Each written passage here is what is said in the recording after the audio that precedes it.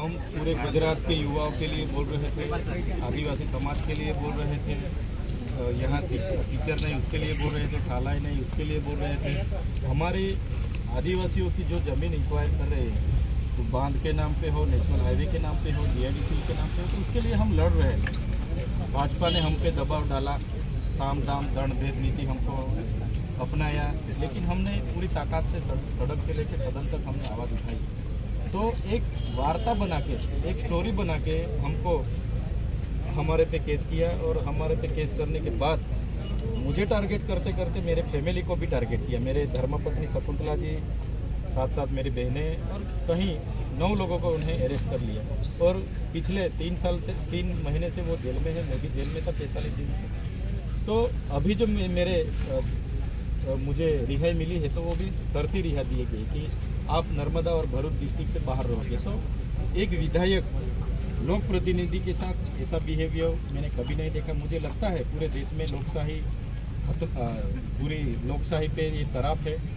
आने वाले दिनों में लोगों के हितों के लिए, लोकशाही को बचाने के लिए हम आने वाले दिनों में माननीय अरविंद केजरीवाल साहब की जो अलायंस किया है, उस अलायंस के साथ रह के आने वाले दिनों में भरूच लोकसभा से हम उतरने वाले हैं, और भरूच लोकसभा में हम लड़ेंगे और जीतेंगे भी, ये पूरा विश्वास हमारे लोगों के पर।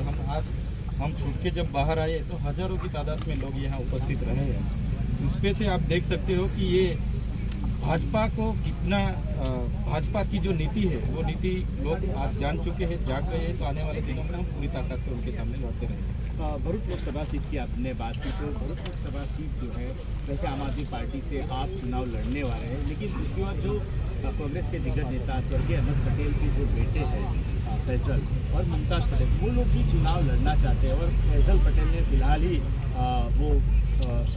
लड़ूंगा, मैं लड़ूंगा, इस तरह से बैनर लगा कि उन्होंने एक चुनाव के लिए आगाज़ भी कर दिया है। तो किस तरह से आप इसको देखते हैं? देखिए, ये इलाका ऐसा है, खुद स्वर्गीय अहमद पटेल जी यहाँ पे राज्यसभा सांसद थे।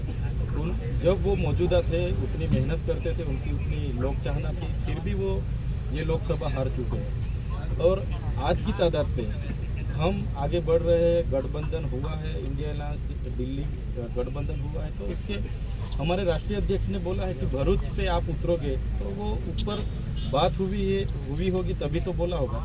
तो कोई बात नहीं, आज मैं जेल से बाहर आया हूँ, आप बोल रहे हो, आने वाले दिनों में मैं तेजल से भी मिलूंगा, मुमताज़ से भी मिलूंगा, और उनको भी समझाऊंगा कि अगर यहाँ से भाजपा के सामने हमको उतरना है, यहाँ के आदिवासी हो, यहाँ की मुस्लिम समाज हो, SC ST OBC माइनॉरिटी के लिए लड़ना है, तो एकजुट होकर लड़ना पड़ेगा। और भाजपा को अगर यहाँ से हराना है तो चैतर वसावा ही यहाँ चलेगा, और चैतर वसावा ही यहाँ। एक और सवाल चेतर भाई, कि काफ़ी समय से जो बहुत सारे नेता है कांग्रेस के हुए तो आम आदमी पार्टी के, जैसे कि गुजरात के एक आम आदमी पार्टी के विधायक भी BJP ने ज्वाइन कर लिया है, तो आपके ऊपर क्या प्रेशर आता है पार्टी छोड़ने के लिए? और किस तरह से, मतलब आपको अगर BJP से ऑफर आएगा तो क्या करेंगे? BJP ने कांग्रेस और आम आदमी पार्टी के कई सारे MLA को साम दाम दंड भेद नीति अपनाई है। मेरे साथ भी आगे बहुत बार हो चुका है, लेकिन BJP हम ना सफल रही, इसलिए ये राजकीय किन्नाखोरी रख के यहाँ मेरे साथ भी ये षड्यंत्र करके FIR किया। आने वाले दिनों में BJP कुछ भी करेगी, लेकिन हम उनसे डरने वाले नहीं हैं। हम आम आदमी पार्टी में हैं, आने वाले दिनों में भी आम आदमी पार्टी में रह के ही लड़ेंगे। और BJP इतने सालों से यहाँ है, तो पुलिस तंत्र की, पुलिस प्रशासन का उपयोग कर रही है, CBI का उपयोग कर रही है, ED का उपयोग कर रही है। पूरे देश में आज लोकतंत्र को दबाने की बात हो रही है, और पूरे देश में आज लोगों की हित के लिए हम भाजपा के सामने जेल भी होगी तो भी लड़ेंगे, और आवाज़ सड़क से लेकर सदन तक लोगों की लड़ते रहेंगे। तो क्या चेतर वसावा कह सकते हैं कि भरूच लोकसभा सीट से वो लड़ेंगे चुनाव, और BJP में जो जाने की खबरें थी उसको लेके क्या कहेंगे? क्यों BJP में जाए? जिस BJP ने इतने सालों से राज किया, हमारे आदिवासी लोगों की यहाँ टीचर नहीं है, साला नहीं है, हॉस्पिटल में डॉक्टर नहीं है, सोनोग्राफी नहीं है, यहाँ पूरी कनेक्टिविटी नहीं है। जिस BJP की वजह से यहाँ बड़े बड़े बांध तो बन गए, लेकिन हमारा लोगों को पीने का पानी तक नहीं मिल रहा है। तो उस BJP में जाके मैं क्या करूँगा?